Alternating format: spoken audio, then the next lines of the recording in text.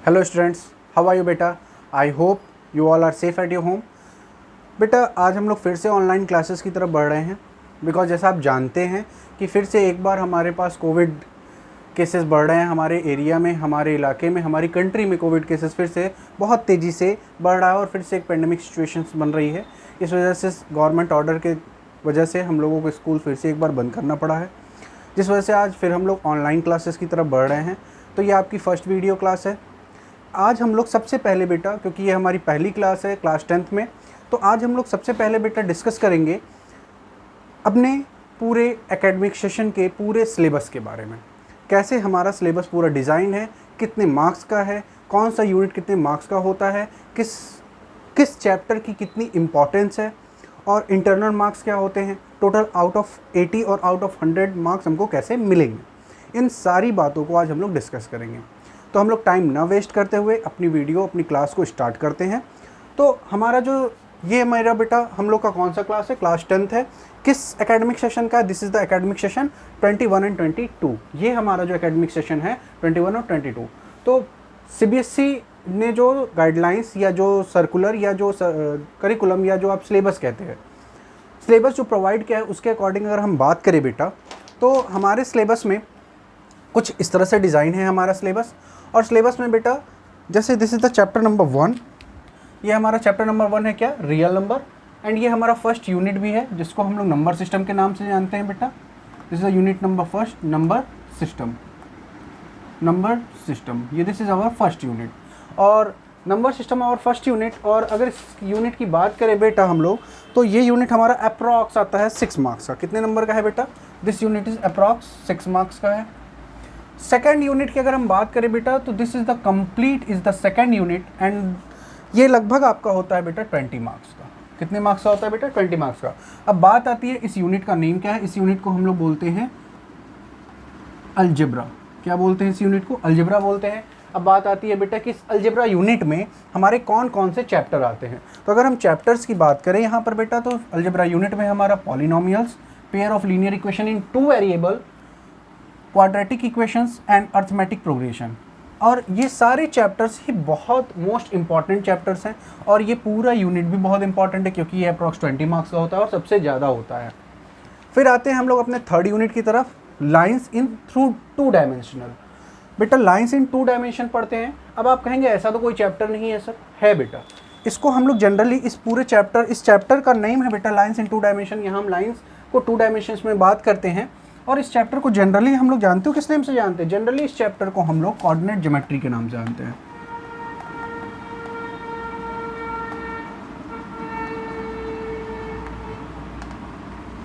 Coordinate geometry के नाम से जानते हैं। But this is the name of the unit coordinate geometry and the name of the chapter his lines in 2 dimension. यहाँ पर इस यूनिट में हम लोग लाइंस की बात करते हैं, वो भी 2 डायमेंशन में। और ये यूनिट बेटा हमारा अप्रॉक्स होता है 6 मार्क्स का। ये कितने मार्क्स का बेटा यूनिट है हमारा? अप्रॉक्स 6 मार्क्स का यूनिट है।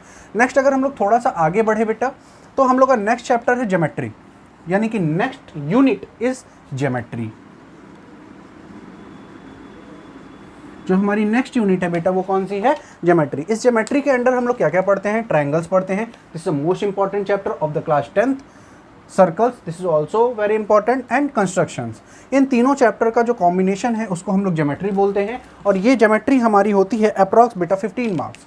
कितने मार्क्स की होती है? This is also very important, मैंने पहले ही बोला है 15 मार्क्स का होता है बेटा। थोड़ा सा और आगे बढ़े, हमारा trigonometry, identities and height and distances, ये 2 चैप्टर होते हैं। या फिर इस चैप्टर को हम लोग एप्लीकेशन ऑफ ट्रिग्नोमेट्रिक रेशियोज के नाम से जानते हैं। तो बेटा ये दोनों चैप्टर हमारे किस में आते हैं? ट्रिग्नोमेट्री। ये हमारे दोनों चैप्टर किस में आते हैं? ट्रिग्नोमेट्री में आते हैं। इन दोनों चैप्टर का मिला के एक यूनिट बनता है बेटा ट्रिगोनोमेट्री। और इन दोनों चैप्टर का जो वेटेज है, यानी मार्क्स कितना मिलता है बेटा? अप्रॉक्स 12 मार्क्स का ये भी है हमारा। तो आप देख पा रहे हैं, आप नंबर के बेसिस पे भी डिसाइड कर सकते हैं कि कौन सा चैप्टर हमारे लिए कितना इंपॉर्टेंट है। नेक्स्ट हमारे 2 चैप्टर्स होते हैं, chapter number 12 and chapter number 13, area related to circle and surface area volume. इन दोनों चैप्टर को हम लोग जनरली जानते हैं मेंसुरेशन के नाम से, जो इसका यूनिट नेम भी है बेटा मेंसुरेशन। और ये आपका अप्रॉक्स होता है मेंसुरेशन बेटा 10 मार्क्स का। तो आप समझ पा रहे होंगे कौन सा चैप्टर आपके लिए कितना इंपॉर्टेंट है। और फिर आता है स्टैटिक्स एंड प्रोबेबिलिटी, और स्टैटिक्स और प्रोबेबिलिटी ये एक यूनिट में आते हैं बेटा, और इसके यूनिट का ही नाम होता है स्टैटिक्स एंड प्रोबेबिलिटी, और ये होता है आपका अप्रॉक्स 11 मार्क्स का। अब आते हैं बेटा थोड़ी सी चीज़ों को समझते हैं। आपको बोरिंग लग रहा होगा, बट बेटा this is very important part of your whole syllabus, और आपको ज़रूरी होता है बेटा जानना। अगर आप नहीं जानोगे तो आप उस तरह से चीज़ें नहीं कर पाओगे जिस तरह से करनी चाहिए। जैसे एक बार मैं फिर से रिकैप करता हूँ। देखिए, रियल नंबर ये आपके कितने मार्क्स का आता है? 6 नंबर, 6 मार्क्स का होता है बेटा। Polynomial, pair of linear equation, quadratic equation and arithmetic progression आता है टोटल 20 मार्क्स के। फिर आते हैं लाइंस यानी कोऑर्डिनेट ज्योमेट्री, आपके कितने मार्क्स का हो गया बेटा? 6 मार्क्स का। फिर आते हैं ट्रायंगल, सर्कल एंड कंस्ट्रक्शन, ये ज्योमेट्री का पार्ट है, ये किस में आते हैं? 15 मार्क्स के आते हैं बेटा। Trigonometry, identities and height and distance मिला के आपके 12 मार्क्स होते हैं। Surface area area related to circle and surface area volume, ये दोनों मिला के आपके 10 मार्क्स हो जाते हैं बेटा। और स्टैटिक्स एंड प्रोबेबिलिटी मिला के आपके 11। अगर हम लोग काउंट करें तो आप देख पा रहे होंगे कि अगर हम लोग टोटल काउंट करें तो अप्रॉक्स हम लोग पहुँच जाते हैं 80 मार्क्स।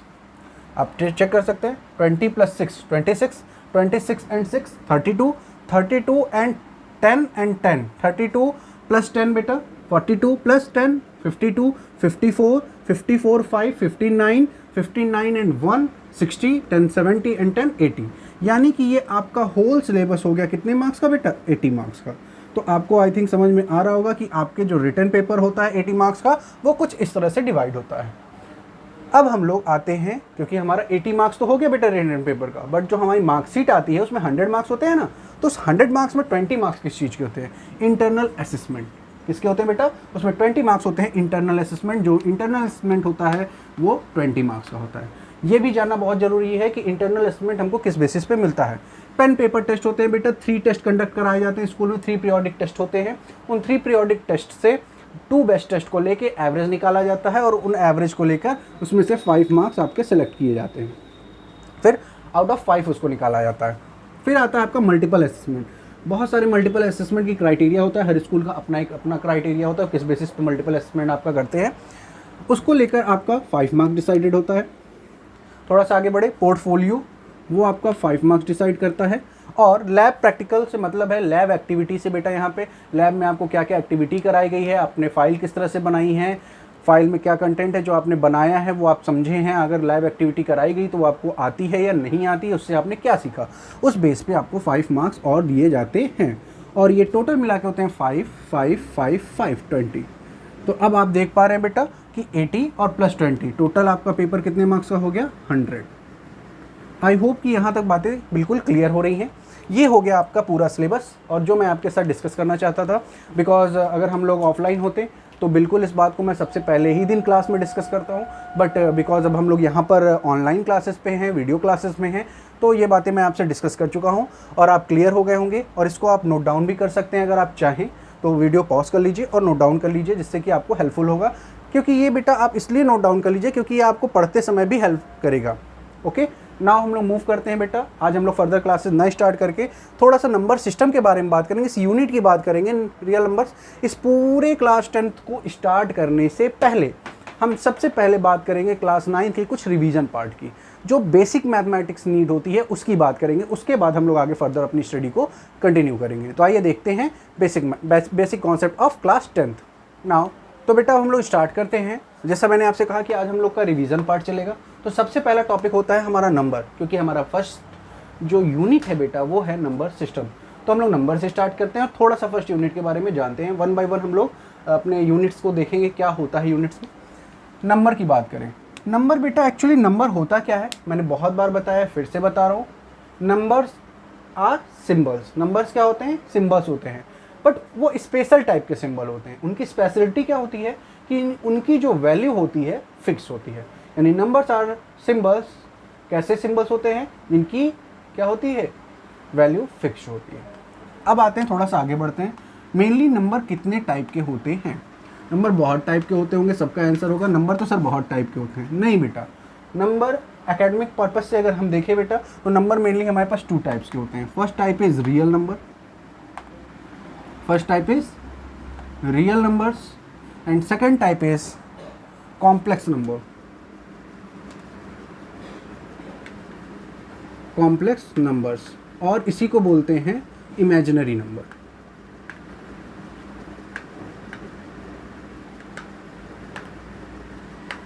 अब आते हैं बेटा, बात करते हैं थोड़ा सा कि रियल नंबर क्या होता है। पहले जानना तो पड़ेगा कि रियल नंबर क्या है। जिस भी नंबर को, a number which can be represented on a number line, that whole number is called real number. जिस भी नंबर को हम रियल नंबर लाइन पे रिप्रेजेंट कर सकते हैं वो सारे नंबर क्या होते हैं, नंबर रियल नंबर होते हैं। बात समझ में आ रही है बेटा। नाउ अब आते हैं बेटा कि अगर ऐसा है तो अब आते हैं बेटा, बात करते हैं कि कॉम्प्लेक्स नंबर क्या होता है। क्या इसको जानना जरूरी है? नहीं, ये बियॉन्ड द सिलेबस हो जाता है आपके, यानी कि आपके सिलेबस से बाहर की चीज़ है। आपके क्लास 10th में इसके बारे में कोई बात नहीं होती। क्लास 11th और क्लास 12th में जैसे ही आप जाएंगे इनके बारे में पढ़ना आप स्टार्ट कर देंगे। फिर भी थोड़ी सी जानकारी के लिए मैं बता देता हूँ, जैसा नाम में ही है कॉम्प्लेक्स, तो ये थोड़ा कॉम्प्लेक्स होता है। या इमेजिनरी आपको दिख रहा है, तो इमेजिनरी मैं आपको बता दूँ, ये नंबर ऑलवेज a+ib के फॉर्म में होंगे, ठीक है। वेयर आई को बेटा हम लोग आई को आयोटा के नाम से जानते हैं, आयोटा बोलते हैं, और इसका मतलब होता है √-1। अभी आप केवल इतनी बात जानो, और ये नंबर का फॉर्मेशन होता है। इससे ज़्यादा आपको जानने की ज़रूरत नहीं है, क्योंकि आप थोड़ा सा यहाँ पे मैंने लिख दिया तो आपको बताना ज़रूरी था। नाउ अब आते हैं रियल नंबर, जो हमारा मेन पार्ट है। रियल नंबर कितने टाइप के होते हैं बेटा? रियल नंबर भी मेनली 2 टाइप से होते हैं। कौन कौन से? बिल्कुल आप जानते हैं, rational and irrational. Rational and irrational numbers, इनके बारे में तो आपने पढ़ रखा होगा। रेशनल नंबर क्या होते हैं? वेरी गुड, जैसा आप जानते हो क्लास 7th 8th से जानने लगते हो, p/q का फॉर्म होता है, वेयर q≠0 होता है। और मैं एक चीज़ ऑलवेज ऐड करता हूँ कि p/q ऑलवेज अपने सिंपलेस्ट फॉर्म में होगा, या p एंड q आर को प्राइम होगा। ये क्या होंगे? को प्राइम्स होंगे, ठीक है। इरेशनल नंबर क्या होता है?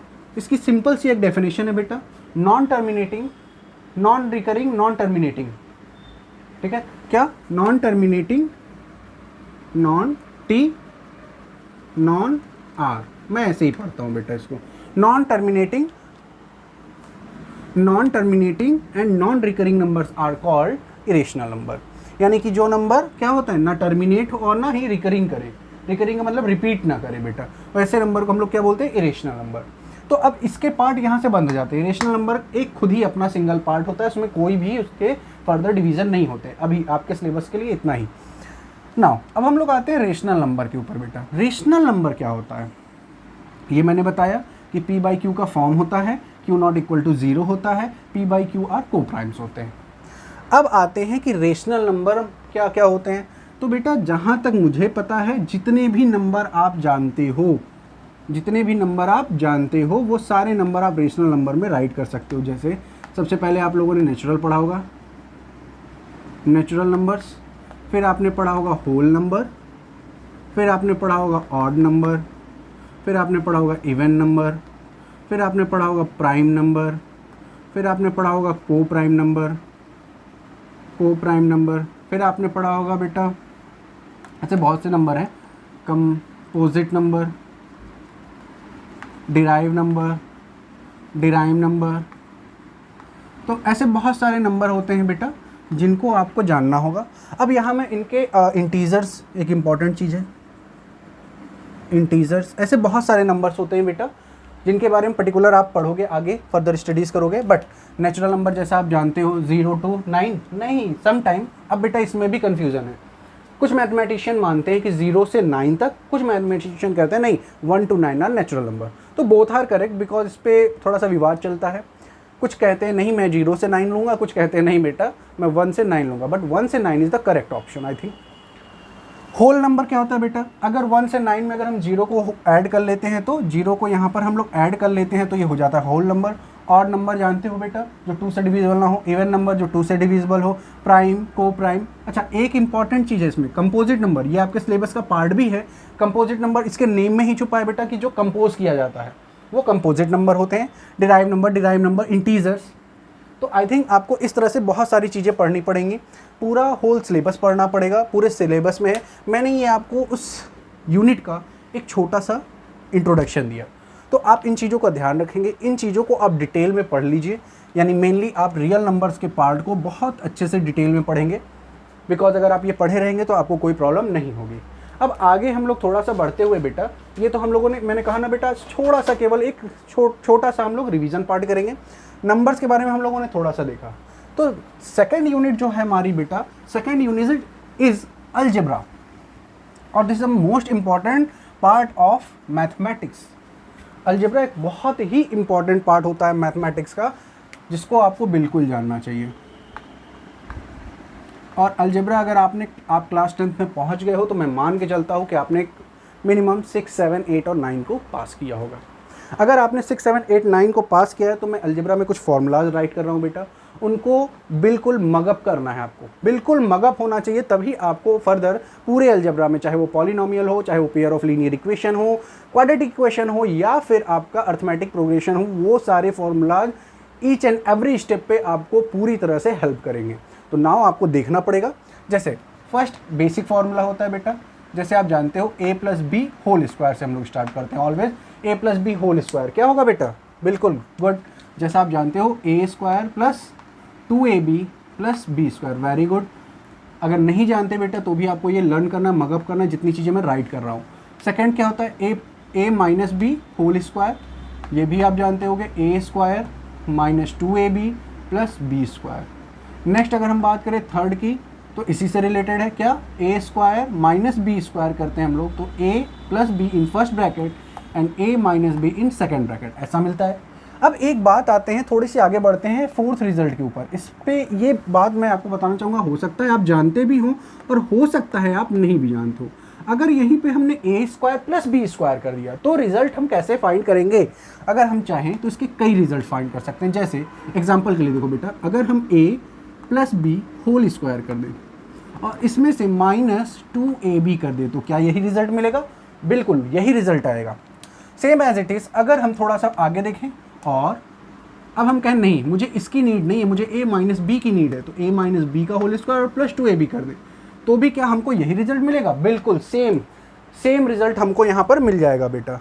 अब हम कहें नहीं हम इस पे भी नहीं मानेंगे, हमको कुछ और ही चाहिए, हमको ये दोनों चाहिए, हमको a की ज़रूरत ही नहीं, मगर हम ab से कैसे फाइंड करेंगे? इस केस में अगर क्या हम 1/2 a plus b whole square and plus a minus b whole square कर दें, तो भी क्या हमको यही रिजल्ट मिलेगा? बिल्कुल बेटा, आप सॉल्व करके चेक कर सकते हो, आपको सेम एज इट इज़ यही रिजल्ट मिलेगा। बिकॉज यहाँ से आपको प्लस का 2ab मिलेगा, यहाँ से माइनस का 2ab का, दोनों क्रॉस हो जाएगा, a square b square, a square b square, 2 times a square 2 times b square, और कॉमन लेके कैंसिल कर दोगे, आपको सेम यही रिजल्ट देगा।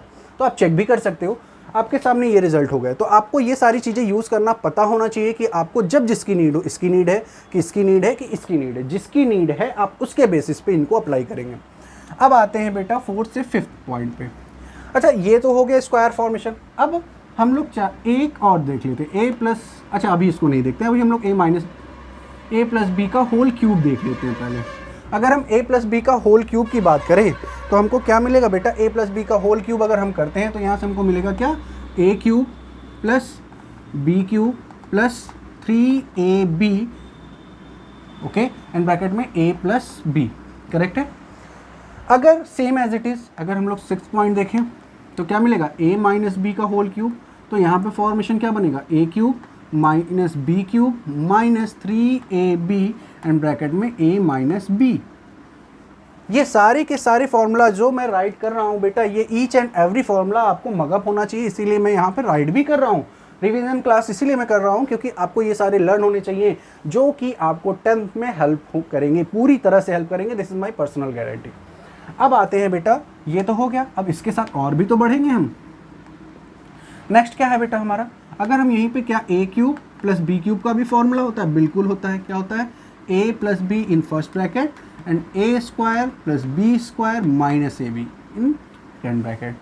अगर हम आगे बात करें तो क्या आगे भी फॉर्मूला है हमारे पास? बिल्कुल, a cube minus b cube का फॉर्मूला। अगर हम इसको देखें तो यहाँ पे मिलेगा बेटा हमको a minus b in first bracket and a square plus B square plus ab। Clear है यहाँ तक बात? अब थोड़ा सा और आगे बढ़ते हैं। क्या हमारे पास क्या ऐसा भी कोई फॉर्मूला है जिसमें a plus b plus c का हम होल स्क्वायर कर दें? बिल्कुल बेटा, एक फॉर्मूला ये भी है, इसको भी आपको याद रखना है। A square plus B square plus C square plus 2ab plus 2bc plus 2bc plus 2ca। ये सर्कुलर ऑर्डर में होता है, ये आपको याद करना चाहिए। अब आती है बात बेटा कि अगर ये है तो क्या आपका ये भी फॉर्मूला होता है, a plus b plus c का होल क्यूब? क्या ये भी एक फॉर्मूला है? बिल्कुल बताओ बेटा, यस और नो, दिस इज फॉर्मूला और नॉट? ये है या नहीं है? बिल्कुल है। और इसका फॉर्मूला क्या होता है बेटा? a plus b plus c का होल क्यूब। अगर आप चाहें तो बिल्कुल बना सकते हैं, मैं यहाँ राइट कर भी दे रहा हूँ, a cube plus b cube plus c cube plus 3a plus b plus c and c plus a. I think यही फॉर्मूला होता है। बिल्कुल, दिस इज़ द फॉर्मूला। अब आते हैं, बात करते हैं क्या इतने पे हमारा फॉर्मूला ओवर हो गया? नहीं बेटा, अभी आपको और भी कुछ जानने जरूरी हैं। अब कहोगे सर अब हम परेशान हो रहे हैं, इतने फार्मूला बहुत हैं, इतने फार्मूला तो मैंने कभी नहीं पढ़े। नहीं बेटा, बिल्कुल पढ़ना पड़ेगा। अगर आपको क्लास 10 पास करना है, क्लास 10 में स्कोर करना है, तो इन सारी चीज़ों को मगअप करना पड़ेगा। मैथ्स ही एक ऐसा सब्जेक्ट है बेटा जिसको आप मगअप कर लोगे तो ज़िंदगी में कभी नहीं भूलोगे, क्योंकि इसको मगअप करने के बाद आप इसकी प्रैक्टिस करते हो। ये ऐसा नहीं कि आप आज रटे और कल भूल गए। इसको आपने मगअप किया तो इस मगअप करने के बाद इसका अप्लाई आपको करना पड़ेगा, और जब आप अप्लाई करते हो किसी चीज़ को तो आप कभी नहीं भूलते। अब इसमें एक और आगे बढ़े, इसमें कुछ कंडीशनल फार्मूलाज भी होते हैं, बट मैं उनकी बात नहीं करूँ। जैसे एक फार्मूला होता है a cube plus b cube plus c cube minus 3abc का फार्मूला है। इसके लिए हम लोग फार्मूला क्या अप्लाई करते हैं बेटा? a plus b plus c, a plus b plus c, and next bracket में हमारा हो जाता है बेटा, थोड़ा सा मैं भूल रहा हूँ, a square plus B square plus C square, a square plus B square plus C square minus ab minus b c and minus c a. I think okay, हाँ गुड है, करेक्ट है। अब इसमें एक चीज़ और होता है, मैंने उल्टा तो नहीं लिखा, 9 10th के बाद 11th होता है बेटा। अब देखो 12th पे आते हैं। 12th कैसा है? कंडीशनल है। कंडीशनल है, कंडीशनल मतलब इफ़ इसमें कंडीशन लगा रहा हूँ, a plus b plus c equal to 0। अगर a plus b plus c equal to 0 है, इसका मतलब समझो बेटा। अब देखो a plus b plus c 0, अगर मैं a plus b plus c 0 कर दूँ तो ये पूरा कंटेंट क्या हो जाएगा? 0। ये 0 हो गया तो ये क्या आ गया? a cube plus b cube plus c cube minus 3abc equal to 0। तो क्या इस माइनस 3abc को हम इधर भेज सकते हैं? बिल्कुल भेज सकते हैं। अगर हमने उसका ट्रांसफर किया तो हमको यहाँ से रिजल्ट क्या मिलेगा? a cube plus b cube plus c cube equal to 3abc। और ये भी आपका एक कंडीशनल फॉर्म बनता है जिसका आपको यूज़ करना होता है। इससे डायरेक्ट क्वेश्चन एमसीक्यूज में पूछे जाते हैं, समटाइम पूछा जाता है, समटाइम ये 1 मार्क्स में डायरेक्ट हो सकता है। If a b c equal to 0, if a plus b plus c equal to 0, then what is the value of a cube plus b cube plus c cube? उस condition में आप direct लिख सकते हैं 3abc। या फिर आपको दे देगा, आपको डिजिट्स दे देगा जिनका सम करने पर 0 आ रहा होगा और कहेगा कि find the value of this. तो इस केस में आप कैसे फाइंड करोगे वो आपको यहाँ से पता चलेगा बाय दिस फॉर्मूला। तो ओवरऑल मैंने लगभग आपके पास 1 2 3 4 5 6 7 लगभग 12 फार्मूलाज राइट कर दिए हैं। अभी आप क्लास 10th में, मगर आपके पास फार्मूला कितने हैं? 12। एक बार रिपीट करते हैं। a plus b whole square क्या होता है बेटा? a square plus B square plus 2ab। a minus b square whole square a square minus 2ab plus B square. a square minus b square क्या होता है? a plus b a minus b, a square plus B square. This is also conditional. ये हमारा कैसा formula है बेटा? Conditional है। ये जैसा हमको कंडीशन बोलेगा वैसा ही हम इसमें अप्लाई करते हैं। तो ये भी एक हमारा कंडीशनल फॉर्मूला है। जैसी कंडीशन होगी उसके बेस पे यूज़ करेंगे। a plus b whole cube, a cube plus b cube plus 3ab bracket में a plus b, a minus b whole cube, a cube minus b cube minus 3abc, 3ab bracket में a minus b. Next a cube plus b cube, a plus b, a square plus B square minus ab, a cube minus b cube, a minus b, a square plus B square plus ab, a plus b plus c whole square, a square b square c square plus के form में plus 2ab plus 2bc plus 2ca। ठीक है, a plus b plus c का whole cube क्या होता है? a cube b cube c cube plus के form में प्लस 3 ब्रैकेट में a plus b, b plus c, c plus a। Now a cube plus b cube plus c cube minus 3abc का formula क्या होता है बेटा? a plus b plus c and a square plus B square plus C square minus ab minus b c minus c a. Conditional form क्या होता है? If a b c equal to 0 तो ये क्या हो जाएगा? a cube plus b cube plus c cube equal to 3abc। I hope कि ये बात आपको समझ में आई होगी। आप वीडियो को पॉज करके इनको राइट कर सकते हो याद कर लेना बेटा, तो फर्दर हम लोग जब भी स्टडी करेंगे आगे नेक्स्ट क्लास में तो वो आपके लिए बहुत ही ज़्यादा हेल्पफुल होगा। अब आते हैं बेटा थोड़े से और हम लोग बेसिक कुछ चीज़ों की डिस्कशन कर लें। सॉरी कोरोना है, थोड़ा सा मास्क यूज़ करिए बेटा। अब आते हैं बेटा हम लोग कुछ एक्सपोनेंट्स के फॉर्म और कुछ रेडिकल्स फॉर्म जान लेते हैं जो आपके लिए बहुत यूज़फुल और हेल्पफुल होंगे। तो नाउ हम लोग प्रोसीड करते हैं। तो बेटा अब हम लोग स्टार्ट करते हैं किससे, एक्सपोनेंट फॉर्म से। जनरली आप जानते हो बट फिर भी because this the revision video तो आपको एक बार देखना चाहिए। जैसे अगर किसी भी डिजिट का बेस सेम है, जैसे x की पावर m इंटू एक्स की पावर n है, if base, this is the called base. अगर ये बेस है और ये भी आपका क्या है, बेस है, और ये क्या है, इनको हम लोग जनरली पावर बोलते हैं या इनको ही हम एक्सपोनेंट्स बोलते हैं, है ना। इनको क्या बोलते हैं, पावर। अगर ये पावर, अब देखो अगर बेस सेम है तो पावर का क्या करते हैं बेटा, एडिशन करते हैं। तो यहाँ से आपको रिजल्ट क्या मिलेगा, x की पावर m प्लस n। किस केस में, जब इनके बिटवीन दो बेस सेम हो और उनके बिटवीन मल्टीप्लिकेशन हो रहा हो।